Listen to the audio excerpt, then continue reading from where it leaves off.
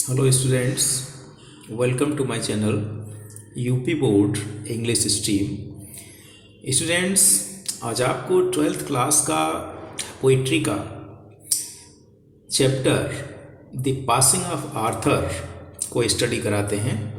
Passing of Arthur जो poem है ये अल्फ्रेड लॉर्ड टेनिसन ने लिखा है। पासिंग ऑफ आर्थर का हिंदी अनुवाद होता है राजा आर्थर का प्रस्थान। तो स्टूडेंट्स, इस पोएम का स्टडी करने से पहले, पोएम का टेक्स्ट पढ़ने से पहले पोएम के बैकग्राउंड के बारे में थोड़ी सी जानकारी आपको देते हैं। तो स्टूडेंट्स, ये जो पोएम है द पासिंग ऑफ आर्थर, ये अल्फ्रेड लॉर्ड टेनिसन के द्वारा लिखित एक लॉन्ग पोएम है, एक लंबी कविता है जिसका नाम है मॉड डी आर्थर। तो ये पोएम जो है ये टेनिसन की एक long poem mod D Arthur से ली गई है। तो इस पोएम का बैकग्राउंड ये है कि जो लॉर्ड टेनिसन द्वारा लिखित poem the passing of Arthur है, राजा आर्थर का प्रस्थान, तो इसके पीछे बैकग्राउंड इसका इस प्रकार से है कि मॉड डी आर्थर जो राजा था वो राउंड टेबल नाम की एक संस्था थी, एक इंस्टीट्यूशन था राउंड टेबल, उसका वो लीडर था, हेड था, सरदार था।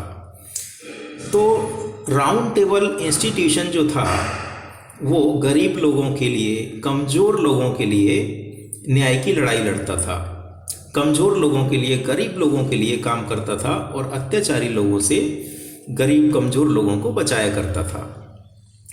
तो जो राउंड टेबल संस्था गरीबों के लिए बनी हुई थी, कमज़ोर लोगों के लिए बनी हुई थी, तो एक बार युद्ध के हालात हो गए और युद्ध किस किस के बीच हुआ? Pro round table and anti round table. तो राउंड टेबल के समर्थकों के बीच और राउंड टेबल के जो विरोधी थे उनके बीच युद्ध हुआ। तो जो राउंड टेबल नाम की संस्था थी, इसमें अनेकों बहादुर योद्धा थे, अनेकों बहादुर योद्धा थे।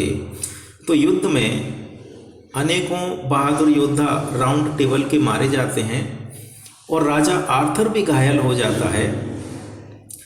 तो राजा आर्थर अपने 3 रानियों सहित नाव में बैठकर एक अवेलियन, अज्ञात टापू जिसका नाम है अवेलियन आइलैंड, उसकी तरफ प्रस्थान करता है। राजा घायल हो जाता है, वो अपनी 3 रानियों के साथ अवेलियन टापू की तरफ अपनी यात्रा करता है। तो राउंड टेबल का बचा हुआ एक योद्धा जिसका नाम है सर बेडीवियर, जो किंग आर्थर का सबसे भरोसेमंद योद्धा होता है, वह रोने लगता है। जब राजा आर्थर जाने लगता है, प्रस्थान करते हैं, तो वो रोने लगता है क्योंकि वो राजा को बताता है कि राउंड टेबल नाम की संस्था जो गरीबों के लिए लड़ती थी, गरीबों के न्याय के लिए काम करती थी, वो अब नहीं रही। अब क्या होगा? तो किंग आर्थर जो है वो अपनी नाव में बैठकर सर बेडीवियर को, अपने वफादार योद्धा को सांत्वना देता है और उसको समझाता है। तो स्टूडेंट्स, यहीं से आपका पोएम शुरू होता है, यहीं से पोएम का टेक्स्ट शुरू होता है। तो आइए इसके टेक्स्ट को स्टडी करते हैं। तो टेक्स्ट इसका इस प्रकार से है, and slowly answered Arthur from the barge. और धीरे से राजा आर्थर ने जवाब दिया from the barge. Barge means छोटी सी यात्रा करने वाली नाव। तो घायल राजा अपनी 3 रानियों सहित नाव में बैठा हुआ है, वो अवेलियन आइलैंड की तरफ प्रस्थान करने वाला है।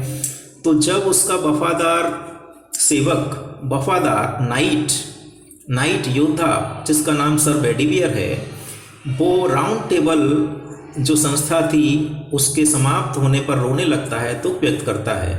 तो किंग आर्थर उसको समझाता है, उसको सांत्वना देता है और नाव में से बैठकर ही वो धीरे से उसको जवाब देता है।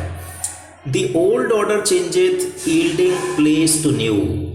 The old order means to say पुराने रीत रिवाज, पुराने नियम कानून तो किंग आर्थर कहता है तो जो पुराने रीति रिवाज हैं वो बदल जाते हैं, यील्डिंग प्लेस टू न्यू, और उनके स्थान पर नए नियम कानून आ जाते हैं। तो किंग आर्थर जो है वो बेडीवियर को समझाता है। समझाने का मतलब ये है कि जो बदलाव होता है वो प्रकृति का नियम है। Change is the law of nature. बदलाव, परिवर्तन प्रकृति का नियम है और इसको सहज ही स्वीकार करना चाहिए। इनके स्थान पर जो बदलाव होता है, जो नियम कानून बदलते हैं, उनका स्थान नए नियम कानून ले लेते हैं। तो राजा आर्थर कहता है कि उसको जो बदलाव हुआ है उसको स्वीकार करना चाहिए, क्योंकि बदलाव प्रकृति का नियम है। And God fulfils himself in many ways. और किंग आर्थर सर बेडीवियर को ये समझाते हैं कि जो ईश्वर है वो अपनी इच्छाओं की पूर्ति अनेकों तरीकों से करता है। ईश्वर के पास अनेकों तरीके हैं अपनी इच्छाओं की पूर्ति करने के लिए, क्योंकि least one good custom should corrupt the world. तो ईश्वर अपनी इच्छाओं को अनेकों तरह से पूरा करता है। और क्यों पूरा करता है? बदलाव ईश्वर क्यों लाता है, परिवर्तन क्यों लाता है? लीस्ट मीन्स कहीं ऐसा ना हो कि one good custom should corrupt the world. तो पोइट का मतलब ये है, मीन्स टू से, कि यदि कोई अच्छा कानून या यदि कोई कानून वो चाहे कितना भी अच्छा हो, अगर वो लंबे समय तक चलन में रहता है, एक बहुत लंबे समय तक बना रहता है, चलन में रहता है, तो उसमें दोष या बुराई उत्पन्न हो सकती हैं। और जब दोष और बुराई उत्पन्न हो जाएंगी तो इससे संसार दूषित हो सकता है, संसार करप्ट हो सकता है, भ्रष्ट हो सकता है, संसार में बुराई पैदा कर सकता है। इसलिए परिवर्तन आवश्यक है और परिवर्तन को सहज ही स्वीकार कर लेना चाहिए। संसार की भलाई के लिए, समाज की भलाई के लिए जो परिवर्तन होते हैं उनको सहज ही स्वीकार करना बहुत आवश्यक होता है। कोई अच्छा नियम अगर बहुत लंबे समय तक बना रहता है तो उसमें दोष या बुराई पैदा होने की संभावना हो जाती है, इसलिए परिवर्तन सहज ही स्वीकार करना चाहिए।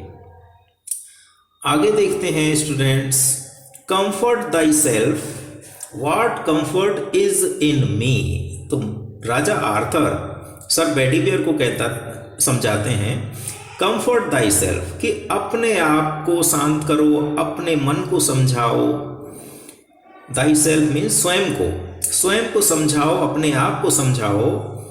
व्हाट कंफर्ट इज इन मी, अब मैं तुम्हें क्या सांत्वना दे सकता हूँ।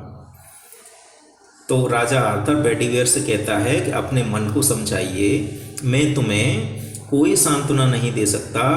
I have lived my life, मैंने तो अपना जीवन जी लिया है। तो किंग आर्थर कहते हैं कि वो अपना जीवन जी चुके हैं। And that which I have done may he with in himself make pure. और किंग आर्थर कहते हैं कि उन्होंने अपने जीवन में जो कुछ भी कार्य किए हैं, कर्म किए हैं, भगवान उसके कर्मों को शुद्ध पवित्र समझकर स्वीकार कर ले। बट दाउ, लेकिन तुम, if thou shouldst never see my face again, pray for my soul. तो किंग आर्थर बेडीवियर से कहते हैं कि मैंने तो अपना जीवन जी लिया है और जो कुछ भी मैंने अपने जीवन में अच्छे बुरे कर्म किए हैं, भगवान उनको शुद्ध पवित्र समझकर स्वीकार करे।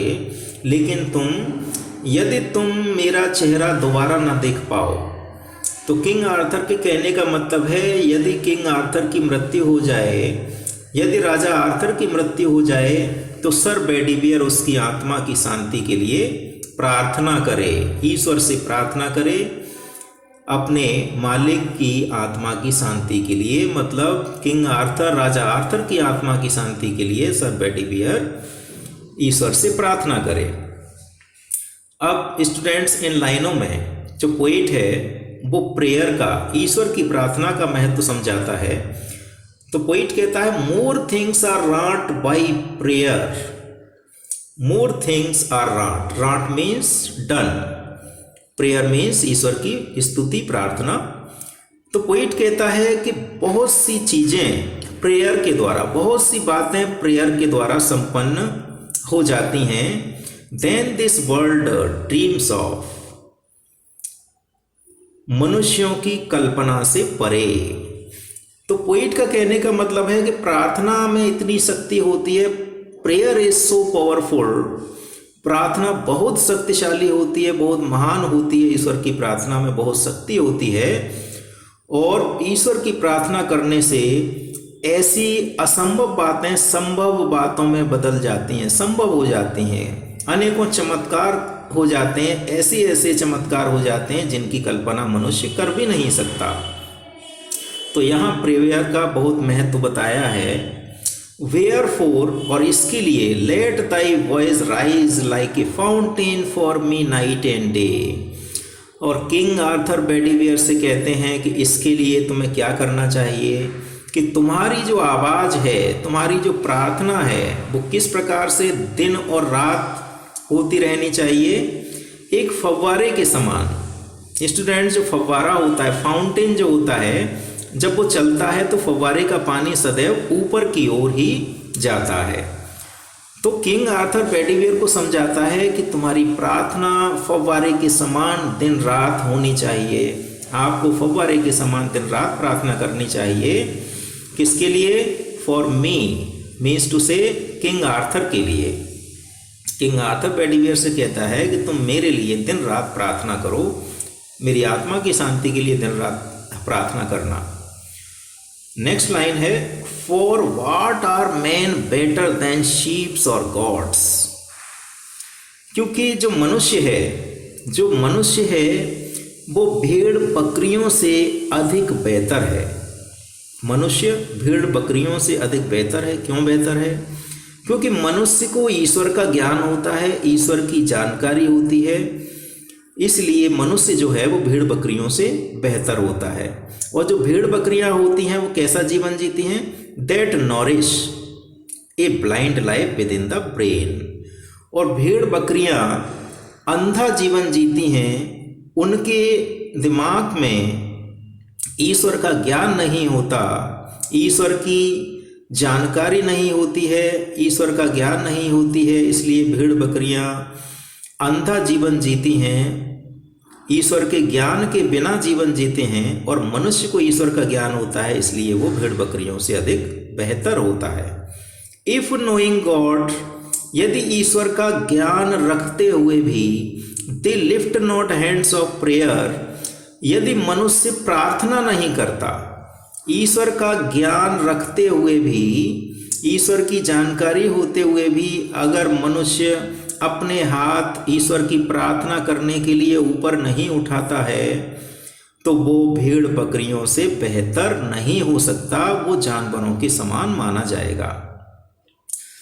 तो आगे जो पोइट है वो कहता है, both for themselves and those who call them friends. यदि मनुष्य ईश्वर का ज्ञान रखते हुए भी प्रार्थना नहीं करता, ईश्वर की स्तुति में, प्रार्थना में अपने हाथ ऊपर नहीं उठाता, किसके लिए प्रार्थना करना? फॉर देमसेल्व्स, अपने लिए, and those who call them friends, और उनके लिए जिन्हें वह मित्र कहता है।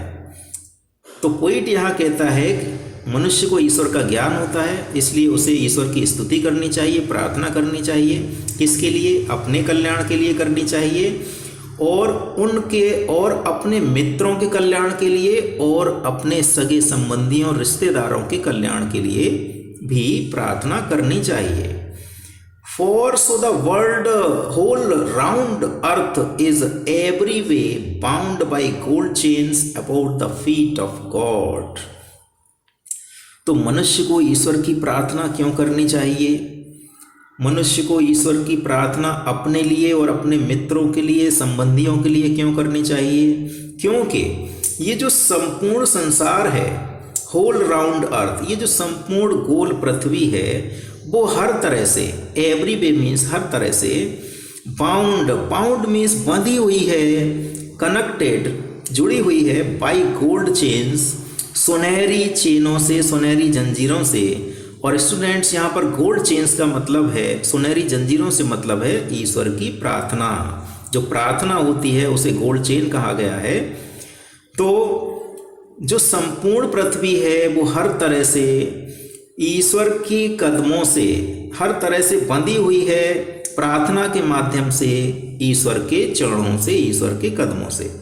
तो पोइट कहता है ये जो संपूर्ण पृथ्वी है, संपूर्ण संसार है, इसमें रहने वाला हर एक मनुष्य, हर एक प्राणी जो है वो प्रार्थना के माध्यम से ईश्वर के कदमों से बंधा हुआ है। मीन्स टू से मनुष्य का या संसार का और ईश्वर का जो संबंध है, जोड़ने वाली जो कड़ी है वो क्या है? ईश्वर की प्रार्थना। ईश्वर की प्रार्थना से ही मनुष्य और संसार के बीच, मनुष्य और ईश्वर के बीच जो मनुष्य है, मनुष्य और ईश्वर के बीच जो जोड़ने का, दोनों को जोड़ने का जो काम करती है वो क्या है? ईश्वर की प्रार्थना। तो मनुष्य को ईश्वर की स्तुति करनी चाहिए, प्रार्थना करनी चाहिए, क्योंकि ये संसार और इसमें रहने वाला हर एक प्राणी ईश्वर के कदमों से जुड़ा हुआ है, प्रार्थना के माध्यम से ईश्वर से जुड़ा हुआ है। But now farewell. अब यहाँ पर जो किंग आर्थर है, राजा आर्थर है, वो सर पेडीवियर से विदा लेता है और कहता है अब मैं विदा लेता हूँ, अब मैं प्रस्थान करता हूँ। तो स्टूडेंट्स, हम आशा करते हैं ये इसका जो एक्सप्लेनेशन है ये आपको समझ में आया होगा। बहुत ही सिंपल अर्थों में इसका एक्सप्लेनेशन आपको किया गया है। तो स्टूडेंट्स, इसका वीडियो और ये पोस्ट आपको समझ में आई हो और अच्छा लगा हो तो इसको लाइक एंड शेयर अवश्य करें। Thank you students for watching my channel.